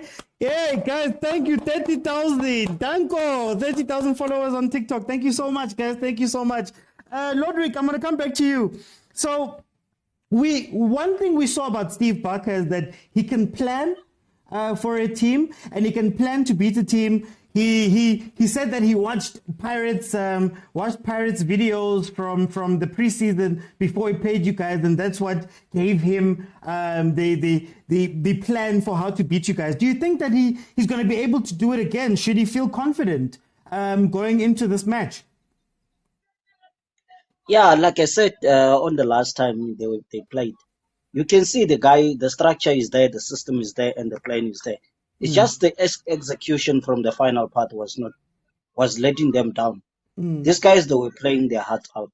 And even don't forget, like when you were playing, I don't know whether these players, they're getting afraid or what is happening. They play the name Pirate before they can actually go into the field. So I think it's taking their confidence out of the game. But if you can focus, like what Morgan Mamila was saying, that you have to fight like a cup final. So you don't have to give them a respect. When you are in the field of play, all of you are professional players. You need to show your own. You need to play like a professional footballer. So I haven't seen a lot of problems there by Stellenbosch. It's just that they didn't convert their chances, and Steve has got that capability of doing that. Only if you can see the Stellenbosch, they sold most of their best players, but he's still developing good players. So Pirates, they mustn't take them for granted and say no. We beat them too, like what Napoleon is saying. He won two games already. Now it's a cup game, and those guys, they really want those cup. Everyone wants the cup. So they already saw the mistake. They analyzes the mistake, what was happening. So the only problem is just to convert their chances and win the game. I don't think Pirate will be on that. Pirate was not that good. It's just that they converted their chances, but they were not that good. And Pirates, they are predictable as well. I'm gonna let me bring it up with Napoleon. Should Barker feel confident going into this match, knowing that he gave Paris his first loss? Now he lost versus Chiefs. Maybe he wants some revenge, man. How should he be thinking going into this game? No, I think Steve Barker he is confident because Oshapile Pirates like so they are hungry. Still, Vele the cup games where the teams a whole a tough time. Now it's a different ball game. Cup or Civic. I understand. So what I'm scared if like at this stage is they are fast on attacking. And the strikers are one of the 30. And now 4 and 5 is slow. Slow. SBC the riding like among the scouts on Gomazo. Yeah, little I know, but slow. But I like the way Batalanga, but they are very slow. And in Tunga Erbola and Carona Tiskia, I think even the Sundowns I wanna back passing. Jonah Costa and the team. Jonah Costa and the team. Sebai Rata back passing, even the Chiefs, each and every team. Like our players Komphela boli ngare di hlole ona. If ba kwetse a team kwetse ko pele Komphela ba bisa bolo mrao then they start again. Even Sundowns, they can say whatever they want. Right, Shabalala bolo we know sock. That's all the teams by it and 12. Only fella the back abakatlola fla the back pass and badlale into ya bona. Then back for yaka imnat. Emsigana man. I'm Sigana. Go Pirates.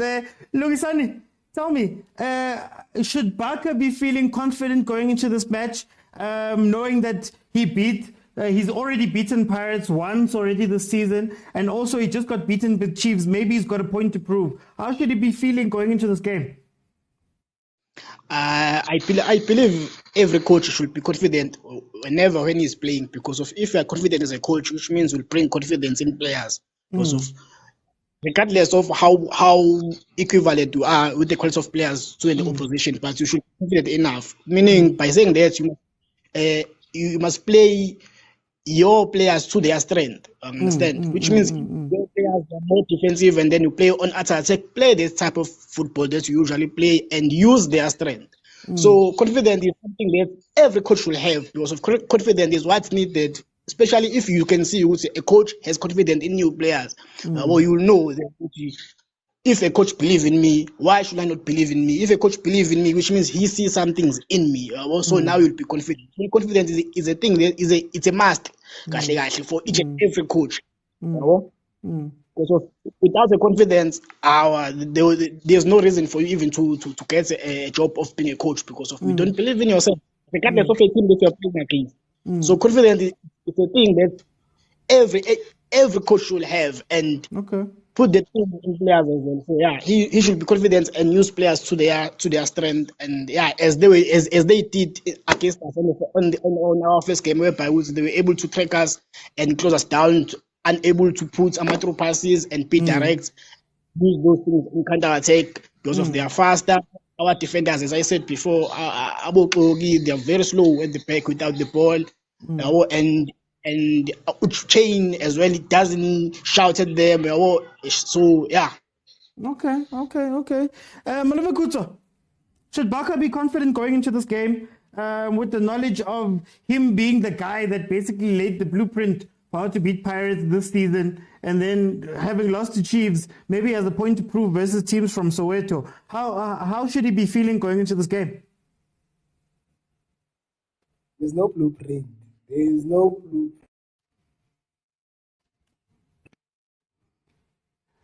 Ow. What?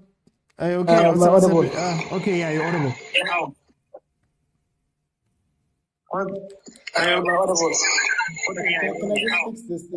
Okay, no, sharp. No stress. Lodrick, I see people are requesting, so I'm going to carry on with the same panel. Lodrick, let's talk about Jose. How should Jose approach this game?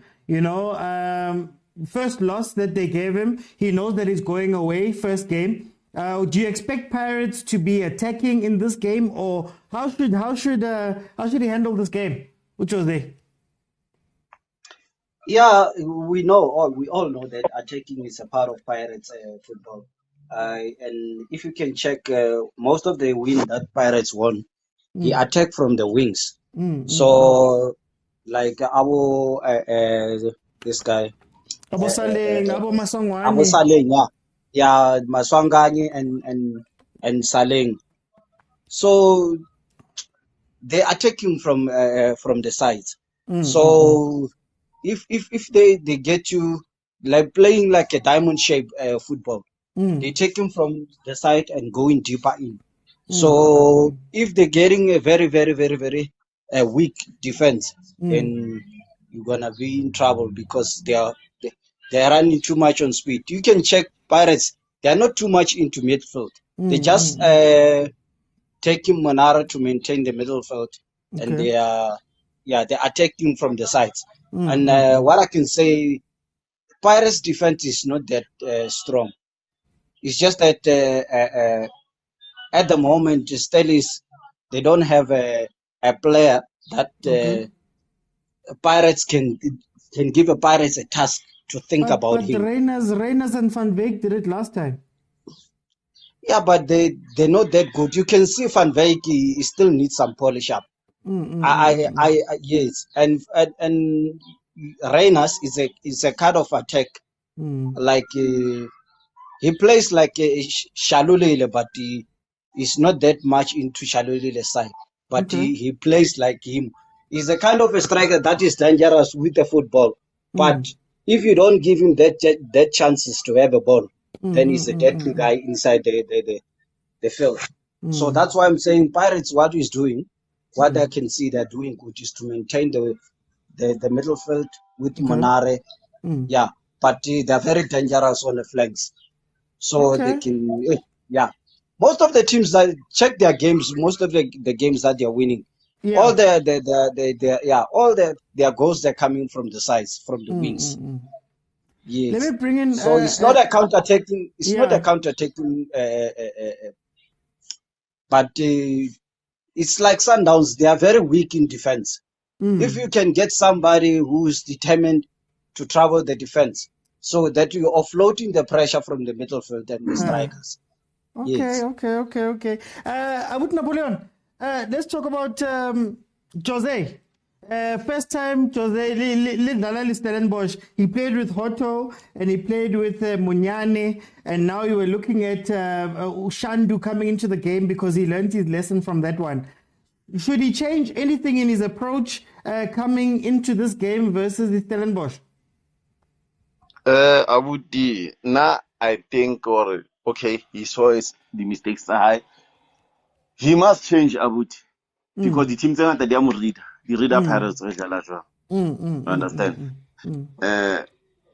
Each and every team in the Pirates, they know or Pirates is like a man. Sebastian first 11 about. He has lot of players. Tabiso Akanam Kenya or Kenya Shandu. Mayela Kada, SBC, Lena, Slow Poison Sahona Cloud. But Renale Striker, Renale Marua thing or something, just give that guy a chance. Just give that guy a chance. Kenya Kapingada, Atlohona supply le passa grand. It's a ball individual, bo Salin, bo Manfred. Then a Kenya team, maybe the Makishin, just fell immediately best throw.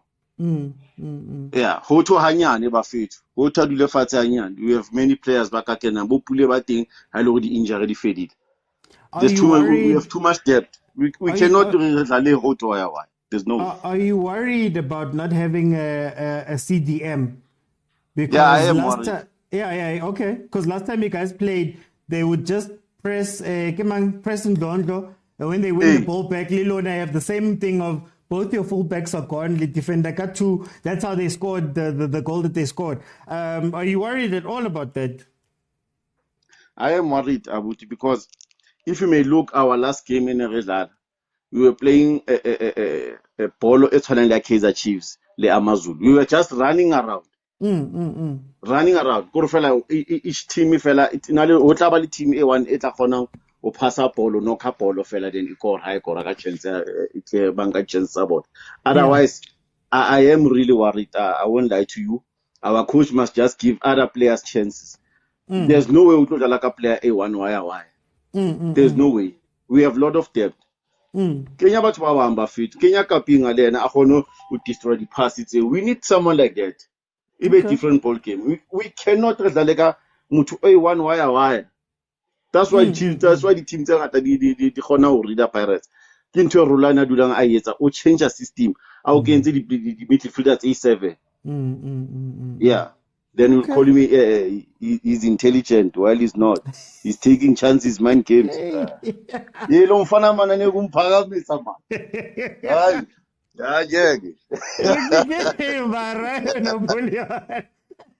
Luisani, should Jose change anything going into this match? Because like I said, the only team that has really figured out Pirates and exploited some of their weaknesses, not having a centre back, central defensive midfielder, not having, or the full backs being attacking. Should he change anything going into this match versus Steve Barker? Yeah. I think if maybe you're asking Guti, is he supposed to change the lineup against Stephen Parker on the first game, or the lineup against the previous games, or what? But I think on the first game, Vele is supposed to take out Uhoto, Munyane or Shandu. For me, anyone can start. But I feel like with the defense that we have, we need a defensive midfielder. We need Umakehleni in face. We need Umakaula. Because Makaula can protect the defense and can go forward as well. We need him because we only have we usually play Umunare and Undlondo, and they are both. Undlondo is attacking, but Umunare is not a defensive as well. So we usually when we don't have the ball, so we need the defensive midfielder. And as well as I feel like in South Africa they have football clubs. I mean, they have to update us about this thing of injuries because of they hardly update us. Even if a player is injured, they will never tell us what a player will be out for how many months. I understand. For example, Nda has been injured from last season, and we are not updated. Nda is Nda fit. We see him my pictures, but we are not updated. Is still injured and. Or his feet. Ukapinga, yes, I know. Ukapinga is still having a minor injury. This is the reason why.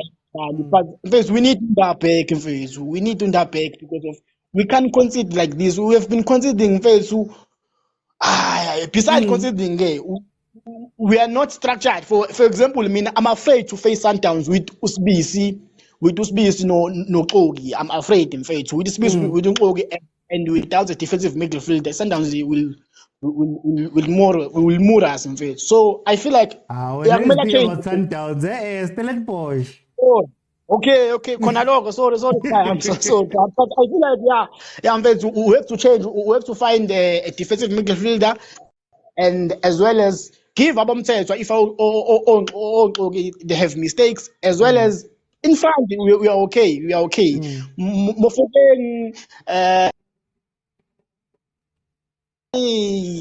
Lipasa and Monopoly Saling Lipasa, Saling, we are still okay with them, but in terms of defense, we need to fix that. And Hotso in the bench as well. Yeah. I think we can move them with that lineup. So does they change anything about how he's been playing in front our usually front form Lipasa Masangwai and Monipule Saling. Okay, sharp. Hey, here Lugisan is lit here. Tell me, should they change anything coming into this match versus Stellenbosch? From what you guys have been playing over the past few weeks, we've seen pretty much the same starting lineup all these games. What's up, man? What did they do? Yeah. Heaven. Wait. That's all. I don't know if you heard my question there. Oh, I heard it. Basically, I mean, I don't think he should change. However, he can tweak here and there. The main change that I'm looking at, I would prefer Ushandu in this game, depending on Stellenbosch or Sidla, because the midfield is always empty for Stellenbosch. So if we've got Shandu bombing in, Ushandu likes to underlap more than overlap. He makes those piercing runs through into E18. So I would love to see him do that. Do I understand? So that would be my main change. I would bring in Shandu. I think your sound is just low again there. Oh, is it better now? Guys in the comments, can you hear him now? Carry on. We'll hear I think we can hear me now. Yeah, so I would bring in Ushandu ahead of Umunyane in this game. But if Stellenbosch overloads the midfield, then I would revert back to Umunyane. I would definitely make sure Marco starts at the back because Marco gives us that stability at the back, which will always have numbers because it doesn't attack as much. But the main instruction I would give to Maswangai, Kabelo Dlamini, Ratomo, as well as Undlondo. Take shots. Take shots from a distance. You understand? Because Stellenbosch, they sometimes just watch the opponents. You understand? So if Amachita can drive they don't always need to get into the box. If Maswanga, which the 4 players I counted, Maswanga, Dlamini, Mufukeng, as well as Undlondo, they've got that in their cabinet, as well as Umunar. Take shots from distance, test the keeper, test to Stevens. let them know which they must press you, and once they start pressing you, then we activate really pass. I understand. Okay. So we don't need to change much in terms of personnel, but maybe here and there we can tweak into the issue central midfield. Pirates has moved into a big team environment. We back there again where the opponents are just not attacking us. They're just looking at what we are doing. They react to what we are doing. So we don't necessarily need a CDM for now. We are okay these eights. Because we are the assignment now. That's the case right now. Teams are just scared. They drop But this back is a when guy Pirates that's faced you and beaten you with that scheme. Wouldn't you think that it's a bit scary? It's a bit tougher versus a guy that has exploited it before? Not even. I looked at Stellenbosch this season. Stellenbosch has faced one team twice, and that is a SuperSport. They beat SuperSport in the first round, in the first round of the MTN8, and in the league they couldn't replicate it. So it does tell me, you know what, maybe they can't just, Lightning doesn't strike twice when it comes to Steve Barker. He's easily exposed, you understand? Once, he's a one-trick pony. Once he has this win, it's over. He can't use it again. The blueprint has expired. Okay. Thank you so much, Malume Khoza, for joining me. I'm seeing that I have a bit more requests, so I'm going to rotate the panel a little bit. I didn't give my prediction for Chiefs. 1-0 Chiefs. I say 1-0 to Chiefs is going to be in the Sundowns game. Let me bring in the guys that have been waiting. I saw Toriso, I saw Mhlave, Uhlako, and then Utumza. Okay, let me let them in. Excuse me. Toriso, welcome back, my brother. I'm going to go straight into it with you. You are now in charge of Stellenbosch. How do you beat Pirates? Okay, I think the previous panel has basically said the majority of the weaknesses of Orlando Pirates. So basically, to beat Orlando Pirates, you need to stretch their center backs. You just need to go at their center backs. Their center backs, they are very weak in terms of one-on-ones. So to beat them, you just need to close down on the wings.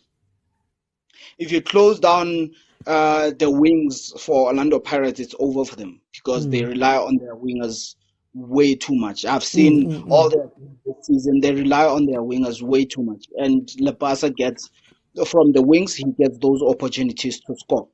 So if Steve Barker is to beat Pirates again, I think he will nullify the wingers, especially because the Stellenbosch fullbacks are very good. The guy who was captaining them against Van Rooyen, he's exceptional. He's very good there. And then they also have Mutetwa who does all the dirty work for them. So once Orlando Pirates loses possession in Stelli's half, it's gonna be a problem for them. So keeping the same attack of Reyners and who's that other colored guy? Keeping them there, and I've also noticed that they can carry the ball and they can run past. So I think Steve Barker would give those guys confidence to go ahead and go on and to expose Orlando Pirates at the back, especially now that they didn't have Miguel Tim to assist those centre backs. It was very shaky for Orlando Pirates at the back. So I think he will be looking at that. And should Pirates start with Miguel Tim coming into this game, it would be that he doesn't have that game temperament that he had the whole of last season, where he doesn't have a lot of 90 minutes in his legs for this season. Therefore, he can also be vulnerable to getting a card in the first half if Stellis really does go on to attack Orlando Pirates from the first half. Yeah, but apart from that, I think he just needs to close down Orlando Pirates on the wings, and then in the middle going forward, he can do whatever he wants, but he just needs to stick to his plan that he used in the first game. Okay. Hlako, welcome to the show. How are you doing? Yes, I'm good. Tell me, you are Stellenbosch coach. How do you beat Pirates? To beat Pirates, I'm going to approach the game so easily. Pirates, they like to play with speed. The left hand side, they have Sally. They have Mzangwai. Don't in the middle of the field. So to beat them, Marco, he like to go too far at the back. Like he left Plogi and that guy at the back. CBC. Yeah, so, CBC and Plogi. CBC. So then CBC and Plogi, there's no speed there. The only speed is that guy, Marco. He have the speed. So if we have the players that at the front that are having speed, I will beat them easily. Problem is that Titus get red card. You see that guy, Titus. I will going to beat Paris with that guy. Okay. As a coach. It's going to. Yeah. I'm gonna jump in. I'm just looking at the time. Sorry, guys. Briggs, welcome to the show. Briggs. Oh, there we go. How are you? How are you doing? I'm fine, and how are you? No, I'm okay. Tell me, if you're in charge of Stellenbosch FC, how do you beat Jose? Around the Pirates, I think they're approachable. If you look at the back there, speed is not there. Look at Kloki, doesn't have a speed. You look at CBC, speed is not there. It's only the physicality. But if you look at Stellenbosch, they have the likes of Van Veek. They can run. You look at the striker Arenas, he can run. So, as a Stellenbosch coach, I use the speed of those players, Arenas, and Van Veek. I think, and then you look at De Jong on Wednesday. He was good, and I think the speed, yeah. Okay, so you're going for the speed approach. Yeah, the speed approach, and at the middle of the park, the Ntondo and Monard, the combination is not good, and Patrice is good. It's good defensively. He can hold the middle field, and then if he can use those long passes to the likes of Van can. I think they can, and De Jong can hold the ball and allow Renas to check in the box and work on that. Yes. Okay.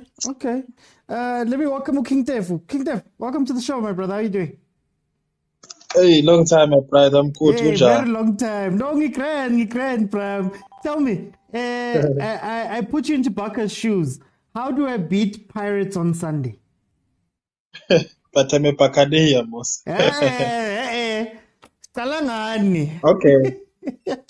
Oh, okay.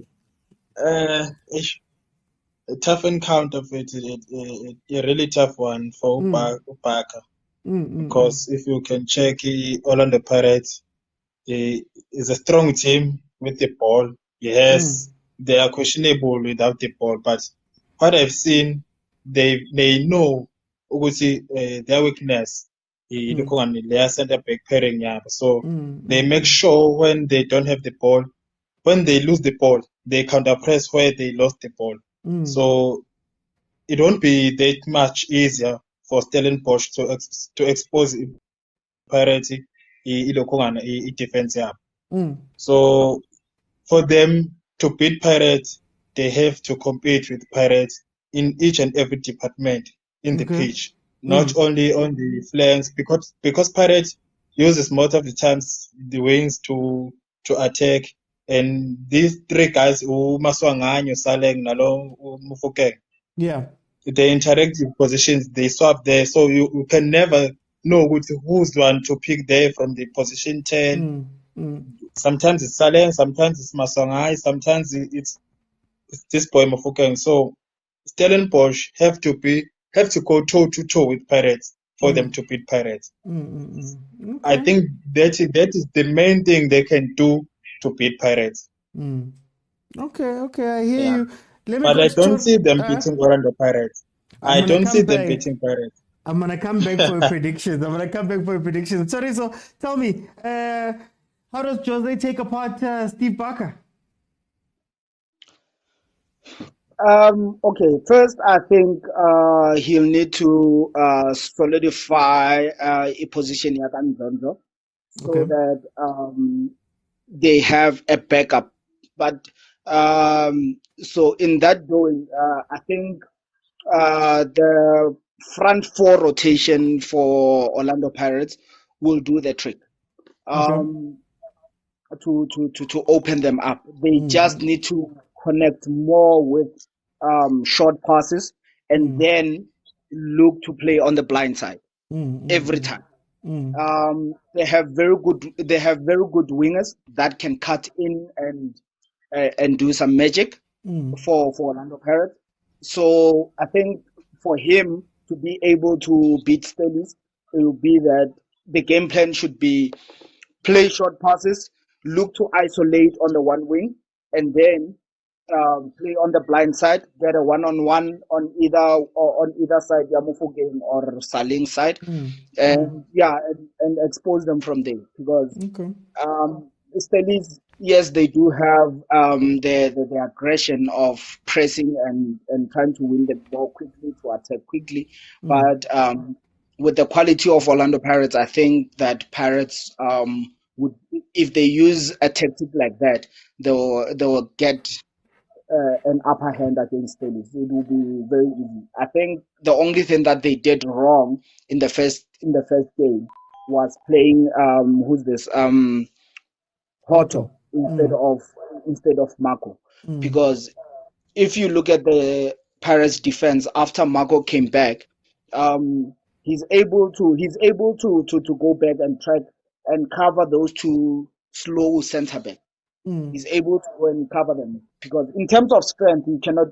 They are very strong and they are very solid, but in terms of speed, they are not there. So having Marco and Shandu will give them the backup. But going forward, I think he just needs to use the blind side for Stellies. And the score?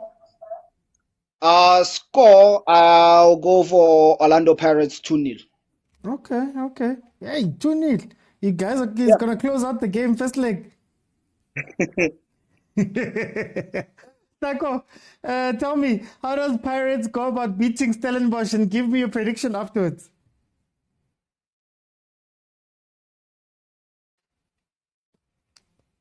Taco?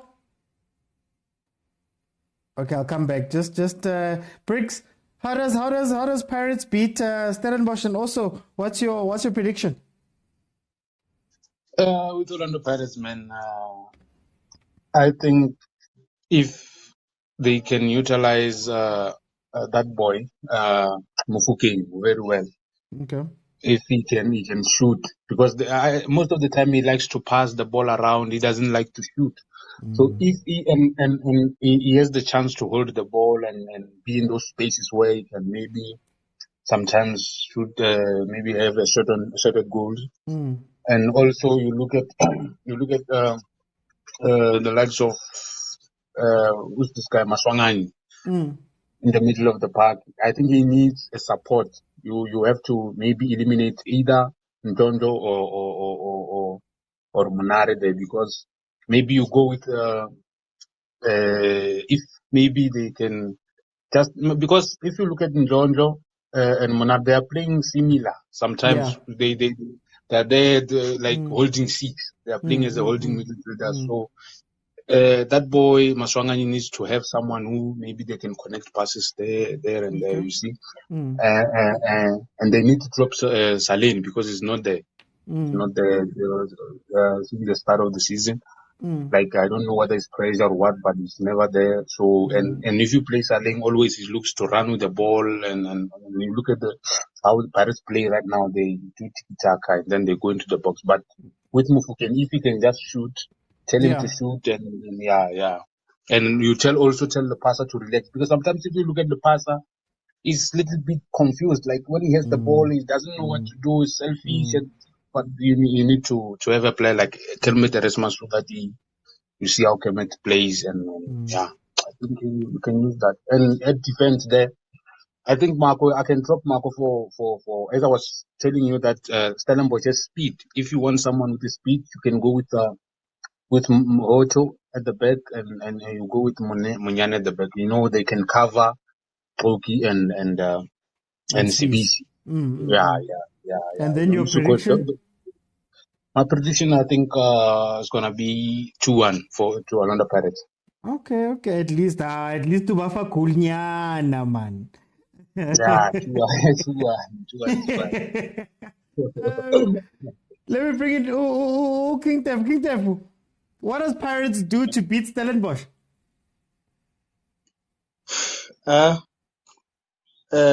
Pirates, if it's not broken, don't change it. I think these past two games they've been consistent with the lineup. So I think the last game they approached with the very same lineup. This coming Sunday, they have to bring back the same lineup again. No changes. I like that lineup, and I like the consistency on that Pirate lineup. And I see Pirate beating Stellenbosch, though it will not be a big score margin, but definitely Pirates will win and will complete the job at Orlando. What I'm concerned about more with Pirates, it's Saleng. Saleng's form has dropped a little bit. He hasn't picked up like he left in the last games of the last season. But I think the boys will pull up and go out there and do us proud and win the game for us. And prove those who says Ndlo, this, Ndlo, that. Those players, What is your score prediction? My score prediction for this game, 2-0 or 2-1. 2-0 or 2-1. I'm going to go with the flashier one. I'm going to go with 2-0. 2-0, yeah. You know why I gave them 2-1? It's because I saw them playing against Kaizer Chiefs. I saw when they have the ball, they are dangerous. And when they enter the box, they are so calm inside the box. They just pass around. They don't rush. So I liked what I saw, and I said to the guys I was watching with them the game, I said to them, this team is dangerous. So it was my first time seeing Stellenbosch playing so beautiful football like that. Okay. They were just unlucky. Yeah. Okay, no, thank you, And my brother. And on Saturday, I'm going for Amakosi to win. Amakosi to win. Danko. You know, that's what I want to hear. On Saturday. No, thank you, my brother. I will be here for both matches, so I'm going to be live for both matches. Let me just give you my thoughts for this match, Stellenbosch Pirates. I think on the Stellenbosch side, what they did very well in that first match versus Pirates, and what has happened in this last match Pirates played, was that Saleng needs space. So if you don't give them space, they can't. It's harder for Usaleng in particular to hurt you coming back. So I would say, if I was Stellenbosch, defend deep, as they did. They actually did it versus Kaizer Chiefs. Kaizer Chiefs posed a similar threat.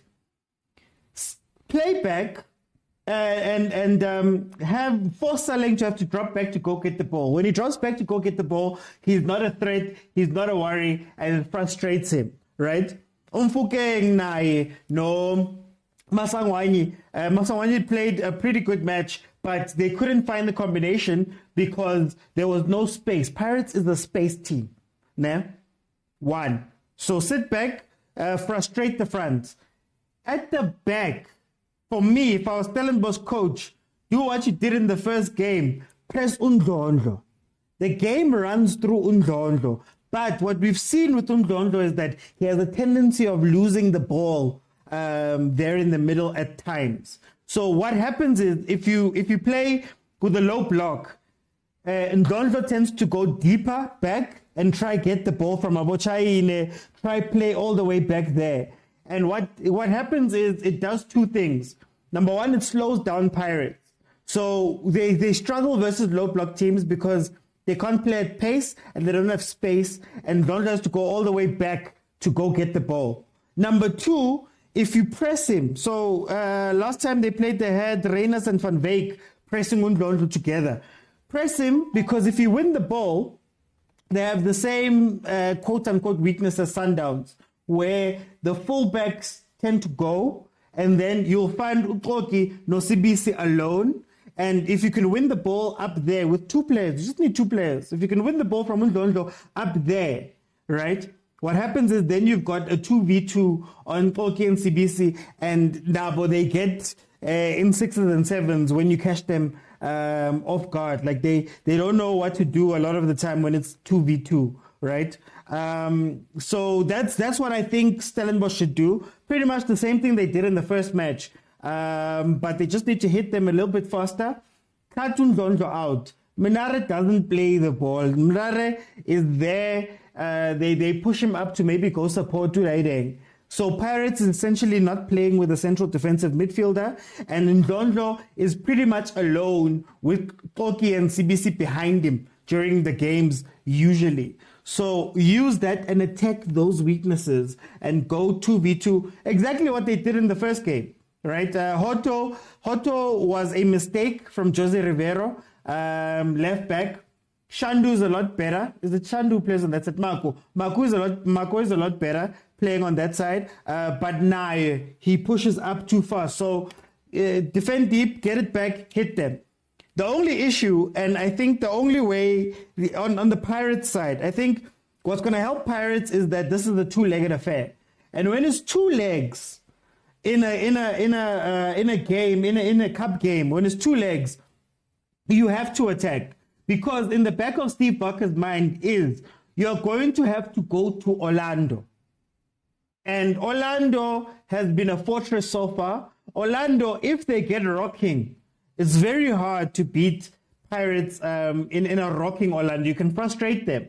But if Pirates is going to come into that game with their tails up, having beaten you guys away, it's going to be a tough game for them to win that. So I think in the back of Steve Barker's mind is that he's going to have to take advantage. And when you take advantage, what tends to happen is what happened versus Chiefs in the second half of the Chiefs game. They pushed again, they tried to go, and Chiefs realized there were spaces in the back in the spaces in the defense that they could take advantage of.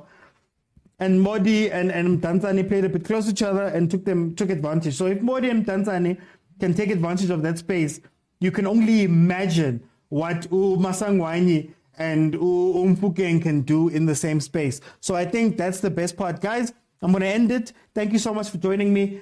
Join me tomorrow. I will be live for the Chiefs match. I will be live for the Pirates match, the Chiefs Sundowns match, and then the Pirates match on Sunday. So please join me. I'll be back here live, and we can do our watch-alongs as usual. Thank you so much to Zikash, Spola, D, Ernest, Bangazita, D, Belteshazzar. Thank you so much for the gifts. Thank you so much for the support. Thank you for the comments. Thank you for the likes. I see we got over 21,000. We got over 20,000. Thank you so much for joining me. Like I say, I do this every Monday to Friday, 12:30 in the afternoon. And then on Mondays to Wednesdays, I also come back at 8 p.m. And we can speak all things football. So please follow this account. Follow the Facebook, follow the Facebook, subscribe to the YouTube channel, because there's also some really cool content that I also do that is not on TikTok. But yeah, thank you guys for supporting me. I'll see you guys tomorrow. Shapa Kwasi Shapa!